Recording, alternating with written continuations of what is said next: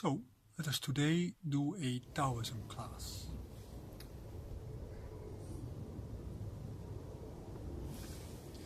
Hi, my name is The René way Goris. how in Taoism the alchemical metaphor is being translated towards the world inside us and outside us.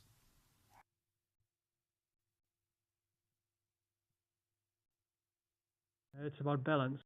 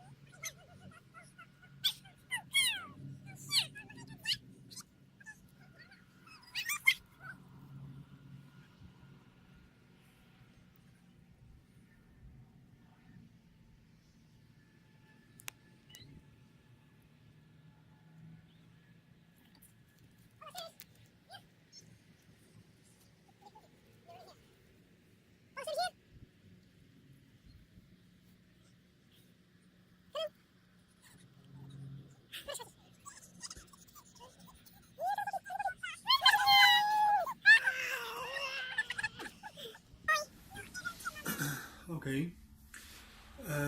When we talk about the inner and the outer alchemical landscape, we talk about a couple of purposes and a couple of principles. And I'm going to give you a short introduction in these aspects. First of all, let's start with the purpose. In Taoism, the purpose is that you become emperor of the world.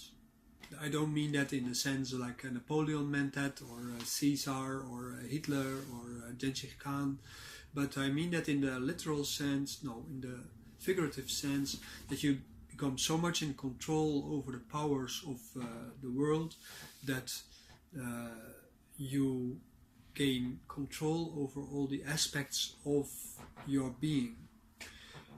The idea behind that is that people are an expanded being. They are not just the physical body, and they're not just their mind, but there are the relationships that they have within and without.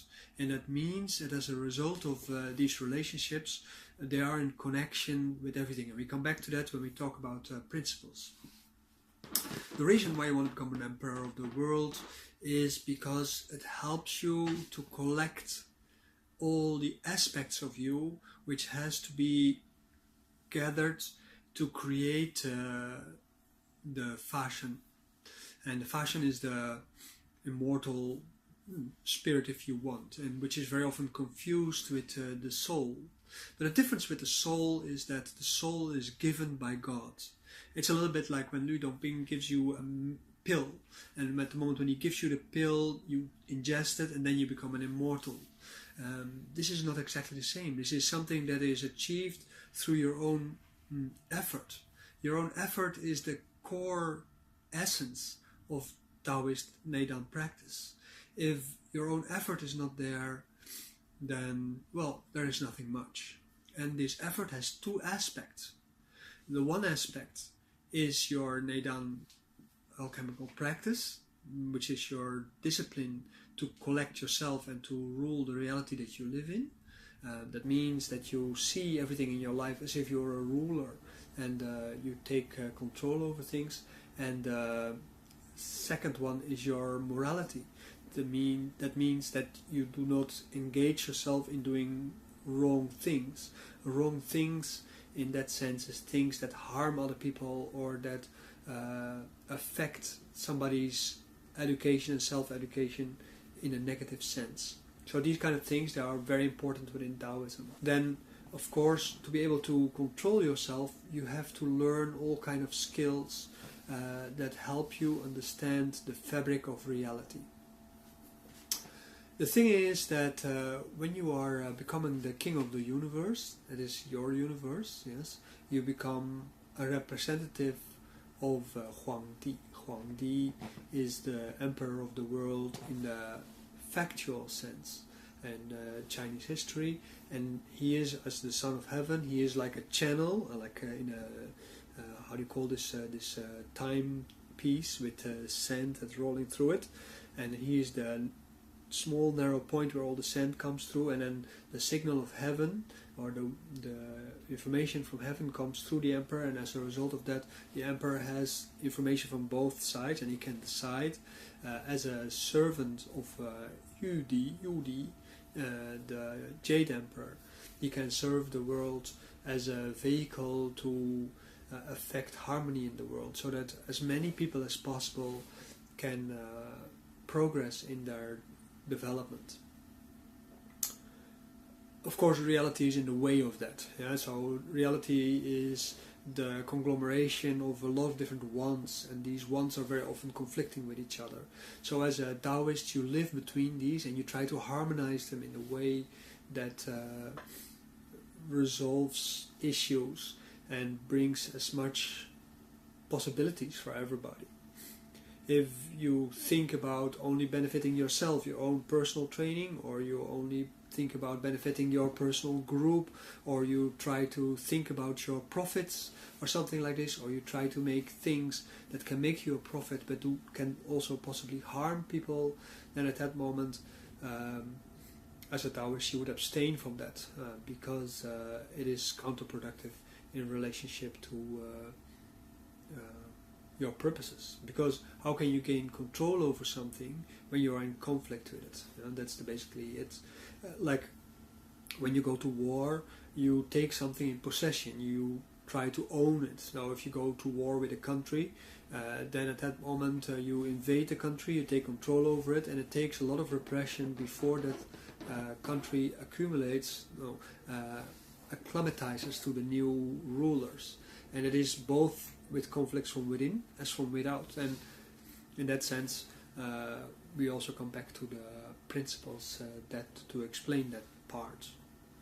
In the current situation, of course, for Taoists trying to be the emperor of the world, that role of representation of the real emperor is not very relevant. So it's only the Taoists themselves, and it's a little bit like what it says in the I Ching. The Taoists are at this moment a dragon without a head, because the emperor is not there. So there's no example that they can follow. That means that they themselves have to find out the will of heaven. Of course, when you become a good immortal, you know the will of heaven, because otherwise you couldn't become an immortal. So in that sense, it is now much harder for the individual Taoist to become an immortal, because they can only go on the ideas within their own group, or which is living in the world in general, or which they have personally. And you see that back in the way, actually how it always was, of course, to a degree, but in the way how a Taoist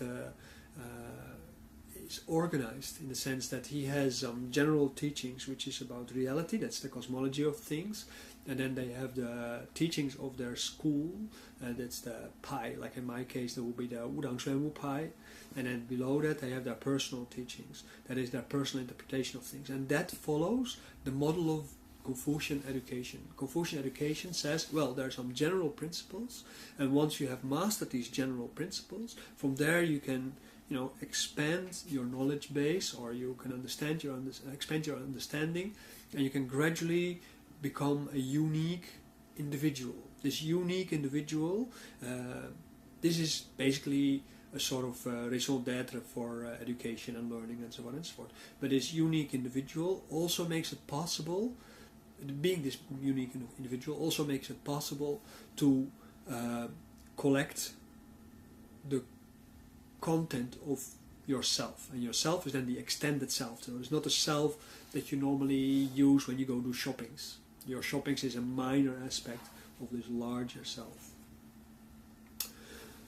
So this is as far as the purpose is concerned. And then we talk about the principles of the alchemical process.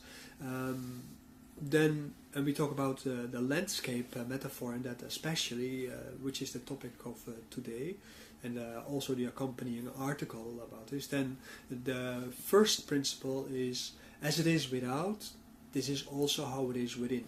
So everything that happens in the world around you also happens in the world within you. Not exactly the same, but it follows the same principles. That means on the outside, the landscape has mountains, has rivers, has lakes, ice shelves, it has castles and palaces, and it has lords, and it has ministers, and it has generals, and so on and so forth. And all these things you also find within yourself, including the farmers and the animals and the spirits and the ghosts and so on and so forth. That all belongs to what we call Tianxia. Tianxia. So Tianxia has two parts. This is the Tian and there's the Tianxia. So the below heaven. Yeah, the heaven and the below heaven. And heaven is basically what is closest to Tao, in the sense that it is most close in following Tao, and as a result of being able to follow Tao precisely, as precise as possible, it is almost unending. It is ever expanding, it is everywhere, and it is the model that everybody tries to follow. So you try to follow the way of heaven. That means you try to be like heaven. You try to be everywhere. So here you find back again the principle or the purpose of becoming Huangdi and becoming the emperor of the world. The earth is where we stand on. We are a part of the earth. So Tianxia is the earth and the people above it. Yeah? So Tianxia is the earth and the people above it. And that means that because of the will of heaven reaching the earth is receptive for that, and it creates things. That's a Zheran, a natural process. So when Taoists talk about Zheran, they talk about being like earth. Yes, that means that you absorb things and something happens on the inside, and then trees come about, and wolves and lions and tigers and people. Yeah, but also the winds, the mosquitoes, and the mai, the ants, and also the Kuaishen. That means both the gods and the demons. Yes, these are all very important within this reality, because they are also part of yourself that you have to master. You start with mastering the parts of yourself within, and the first thing you start doing is through meditation to become as quiet as possible, that the body doesn't make any noises, and that it becomes like a mirror. And the mirror, in that sense, reflects the movements and the noises and the things around you. So like we're living in cities, our cities are very noisy, so the inside of the body continuously is restless as a result of all the noises. This is one of the reasons why Taoists, they prefer to live in the mountains where it's quiet and where you only hear the chirping of the birds and the buzzing of the cicadas and so on and so forth. So that's major reason why people return to the center of the mountains, because they are less bothered by the restlessness of the reality of the cities. Of course, it is a little bit of a contradiction, because if they cannot include the restlessness within their self, the question then also is, of course, how can you become an immortal, right? So yourself then in that case is being made smaller by separating from the world around you. And this is what is usually called leaving home. Leaving home means separating from your family ties and your work ties and your ties with your children if you have them, and so on and so forth. These are all major aspects of choosing to be an immortal. But of course, you also shrink at the same time. So as a Taoist, you always have two choices. Either you become a hermit or you become a public figure. And a public figure has to develop his alchemical purpose within society as a whole, at large. That means they have to deal with the restlessness. They have to use the restlessness one way or the other to achieve their goals, which is, of course, much harder, because there's also a lot more distractions. And certainly this time, when you can't punish your students in the way how they did in the past, everybody has to cultivate this discipline within themselves. And if they don't do that, then the restlessness stays part of them, and they can't open it up to notice the inner workings and the effects of the outer workings on you as a principle. So as without, as within. So this is the first principle. Then the second principle is that the large influences the small. When the large influences the small, that means something bigger influences something smaller. Like when you beat somebody on the face, and at that moment when you beat somebody on the face, the fist is very hard, and the fist in Kung Fu, Tai Chi Kung Fu is made in this way, so that it becomes like a block. Yes, this is the Tai Chi fist. And the Tai Chi fist is like a block. You don't have to tense it. You just have to hold it in a relaxed way, but it is very tight, and it becomes so hard that when you hit somebody with it, and at that moment the momentum of the hit is very large compared to the relative passive momentum of, for instance, the face, and as a result of that the face breaks.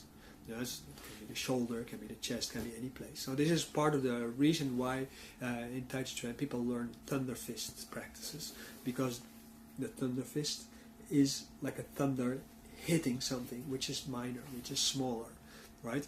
And in reality, and also in Chinese medicine, it's exactly the same. They say something large affects the small.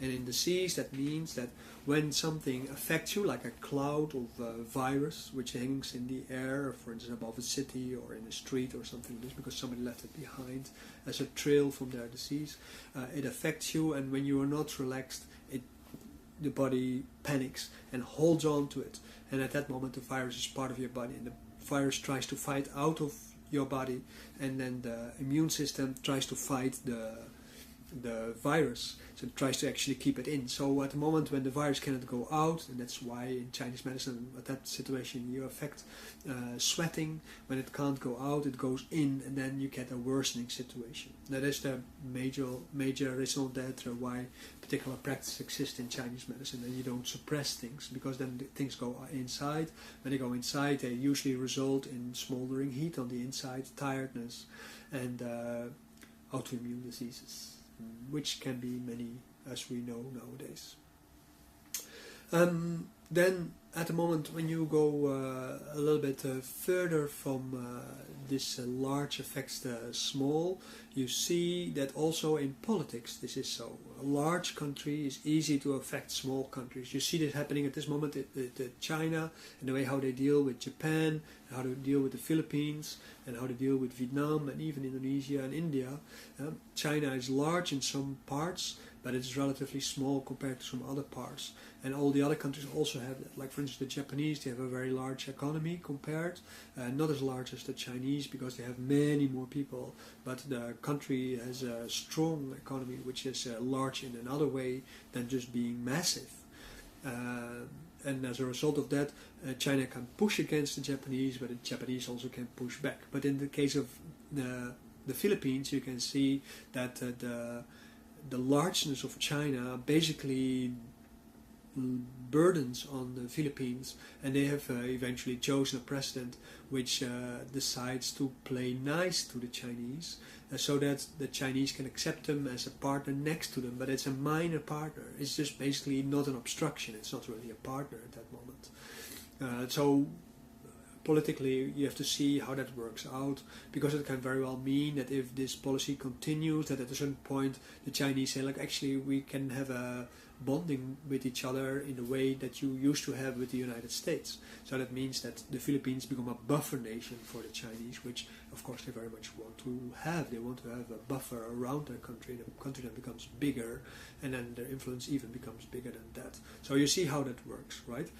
In the same way they used their largeness, their relative largeness, and the fear for their largeness and the economic impact that they can have on other peoples to build the islands in the South Chinese Sea, and they try to expand the South China Sea to come in front of countries which have no closeness to China in itself, like Indonesia, but also other countries that in this area. And this is a matter of buffering. So the Chinese, they try to buffer and make themselves larger as a result of that. So it's a matter of projection. That's politics. That's the large influencing the small.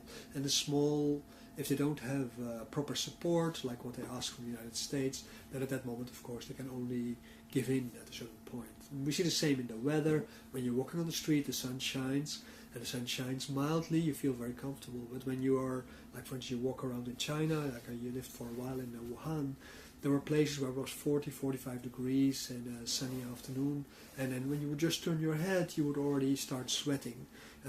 So in many places you saw people just sitting and waiting until the heat would be gone, and then they would go to work. So they would spend the afternoon time doing siesta, basically, or sitting in a bar drinking beers. Usually people do strange things, which of course makes you hot, makes you more easily to be affected by the heat from the sun. In the same way, you see this in the winter. You see the buildings. These are of course minor structures, but you see them going through the extremes of the cold weather in the winter and the hot weather in the summer, and then the buildings, they start looking like old buildings within a short time. I remember when I was living in Shanghai with my wife, we were living in a building which I thought was already 40, 50 years old, but apparently only was there for 10 years. This is how fast the weather changes the quality of a building. And then there's not much maintenance on the inside also, so one elevator didn't work at all and the other one was going which is a very risky situation, and it was not infrequent that people got locked into the elevator because of damage to the elevator. That's another story. But you see that the large influences the small. Strong wind tries to throw over your body, and you have to be very strong to hold back, and so that you do not get blown over by the wind. So you can see here also the large affecting the small. Yes, when you are a farmer, you can alter the surface of the mountain, but you can't change the mountain. So the mountain stays there. And the mountain in that sense is very important, because within this largeness there are small places, and these small places are the same like the opening from the place where Huangdi is, and this is the cavities within the mountain, and these cavities within the mountain, this is the focal point of the mountain, and these are focal points that come from the world outside, and they go on the inside, and you have to go work on your inside world in this small narrow place, and then it opens up and you go to the heavenly realms where all the palaces are, the star palaces and so on, where all the immortals live, so that you can communicate with the immortals and learn more deep things, and maybe even take valuable texts with you. Of course, every country has caves. Every country with mountains has caves. Every area with mountains has caves. So in every mountain, everywhere in the world, there can be a holy place like that, which can be an opening towards a deeper place. And usually you find them in places where already for thousands, maybe tens of thousands of years, people have been visiting these caves and have been doing ceremonies or meditations and so on and so forth, because this is where this kind of cultures came into being. These are important places where people go into the largeness of the mountain, and from there rise up to the heavens to go meet the divinities, or to create divinities, because that's also part of Taoism, is to create divinity. When you become an immortal, you become a divinity, and you become part of the pantheon of Taoism. And it's the purpose of Taoist practice, when you become first Huangdi and then later you become an immortal, a Xian, that you enter this realm and you become a divinity yourself. Talking about the cavities, then at that moment in your body, of course, you also have cavities. There's the famous 9 cavities in the head, which is both, say, an entrance, like in the Taoist temple, and then there is several cavities, with also a cavity where is the statue of Yudi, and where is the palace where Tai lives, and so on and so on. And several female divinities also living there, and they're all part of the realities that you want to find out, because the entrance to these divinities make it easier, actually make it possible to go to the larger heaven. So you see, there's the third principle: the minor can shape the large. So the minor can shape the large. It means that the minor deities within your head and the minor cavities in your head actually are entrances to the larger cavities and the larger heavens, which are called the grottos. The grottos in Taoism. And you see that, for instance, Daoland is divided in 3 different grottos, and the 3 different grottos, they relate to the upper grotto, the middle grotto, and the lower grotto, where you find the Dan. The Dan is the medicine. Medicine, actually, Dan means egg, right? So this egg refers to Pangu. Pangu, the creator of the world, one of the old Chinese myths. And it was the shape of an egg and had no eyes, no ears, nothing. And but it was actually the collection of all the different kind of things that reality is. And yourself, in that sense, is like Pangu, similar. So you actually, when you become an immortal, you become like Pangu, you can say. And then the shape that you have for the outer world is basically the shape that you create as a function. When you practice Tai Chi Chuan, you learn that the minor can shape the large. And in Zhenju acupuncture, also the same. The small needles, they can affect the whole of the body, and one needle can be enough to affect the whole body and can affect a change in the whole body that can actually bring healing to a person. So this is what it is. And you see that the same principle is applied nowadays in space flight. Space flights take a longer time, but they go around the planet and they circle so that they are being shot out to the next planet. And when they shot out to the next planet, they speed up and they're being caught by the next planet and they go, and so to go from A to B, you might actually go all the way through all different kind of parts to get there, so that you don't need to use any fuel to burn to get somewhere, or a minor amount of fuel, because a space flight which goes in a straight line has to do a lot of work to get there. Yeah, so we have not yet found the technique to do that in a way that is acceptable. Although when they want to go to Mars, they will have to. So that means that they have to take with them a lot of fuel to be able to get there, and if anything goes wrong, to get back. So this is another thing. Then this brings us to the 4th part, and this is something that we already referred to earlier in this talk, is that the cosmological principles of Taoism, they are hermetic. Yeah? They are like the I Ching. I Ching has 64 hexagrams, and the 64 hexagrams, there are a diagram which refers to heaven, the realm of where we live, and the lower realm of the earth and the underworld. And the affection between them, the interaction between them, this is how we can measure how we relate to what. And of course the goal of the I Ching is to undo all the complexities and to eventually come only to heaven. And the way how we do that is by creating disentanglement, what we already said, and the way how Lao Tzu suggested to do that is to make your life as simple as possible. So don't do any things that complicate your life. No, that's also one of the reasons why a lot of people move into the mountains, because you can have uncomplicated lives, unless when you get entangled in personal relationship with fellow hermits. That is a completely different story, of course. The idea of Hermeticism is, of course, not unknown in the West. Hermes Trismegistus is very famous, producing a text. And one of my teachers, Wouter Hanegraaf, a professor of the University of Amsterdam for esoteric studies, he teaches about these things. He has been helping with republishing these documents. And these documents actually are very interesting because they show hermetic relationships between things and how things are interacted and how they become a whole, basically, cosmology. And this idea of Hermeticism also stands at the foundation of the later principle of holism. And holism is a more open way of viewing things, but it's still, in a way, is it hermetic? And then when you're practicing as a Taoist, you're basically an hermeticist. And that is very interesting to know, because it means that it is possible within that idea to classify all the things within yourself within a particular kind of system. And this is basically what you're doing. Your meditation system is to restructure your understanding of reality. It's the same thing that a scientist does. A scientist tries to classify reality, so like this is planet A, B, C, and so on and so forth. And this is star A, B, C, D, and so on and so forth. And this is stone A, B, C, D, and so on and so forth. So they try to classify all kinds of things. This is species A, B, C, D, and you have development from species A to B, C, D, and so on and so forth. Yes? And they have a differentiation between different kinds of species. This is what a scientist does. And basically, this is the same work as a Taoist. And there's people who call it proto-scientism or proto-science because it doesn't follow the same principles as modern science. But in essence, it is a science. And it means that it is systematic.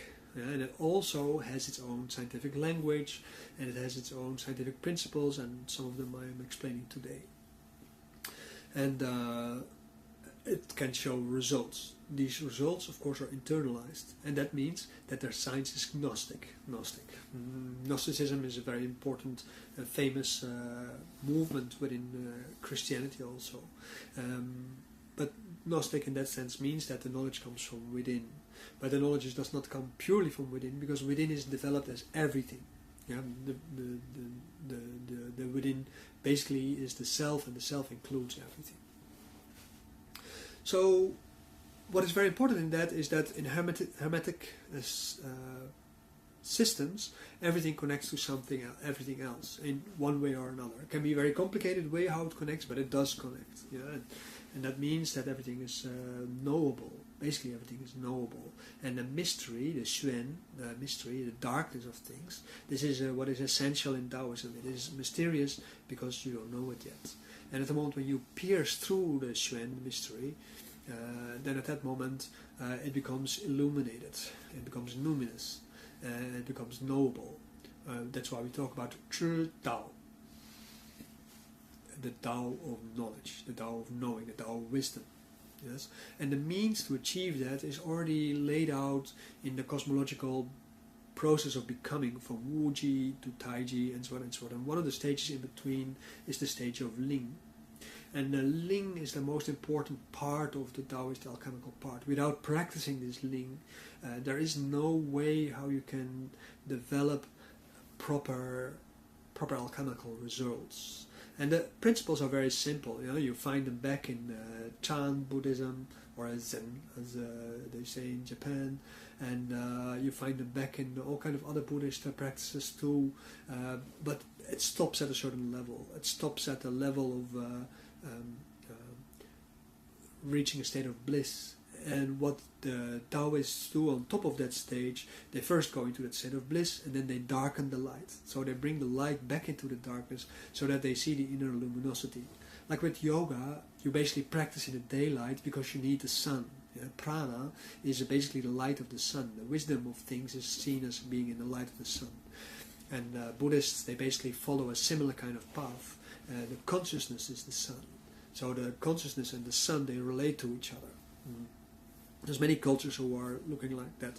But as a Taoist, what you try to do, you try to find the natural luminosity of your body, and you need a Ling for that. The Ling is something that connects your consciousness with the inner world of your body, and as a result that connects with the outer world, through which you can develop your sense of self. Then the fifth principle is that one of Xing, form, and coherence, which is Jing. Jing very often is translated as essence, but of course coherence is essential. Yeah, so this is basically what it is. What you see in later times is that people started developing ideas about Jing in relationship to sperm, because they saw with the eunuchs that when their testicles were being removed to make them a eunuch, that over time their bones started flowing. So they thought the sperm actually produced the bones, which in a way is true, and they play a role in the formation of bones because they're part of the work that the kidneys does in your body, and they play an important role also in the alchemical process. But it's not the complete truth. So it plays a role, but it is not the coherence of things. The coherence of things is the way how you develop an understanding of the different parts of you and how they interrelate to each other. And these interrelationship to each other is like a weft. Yeah, this is the Jing, is like a weft. In a classical text, the revealed text or the collected text or whatever kind of text, they're all called Jing. And the Jing means that strands of knowledge are being intertwined with each other, and they create an idea about reality. That's the Hermetic idea. The Hermetic idea is that everything is connected like a weft.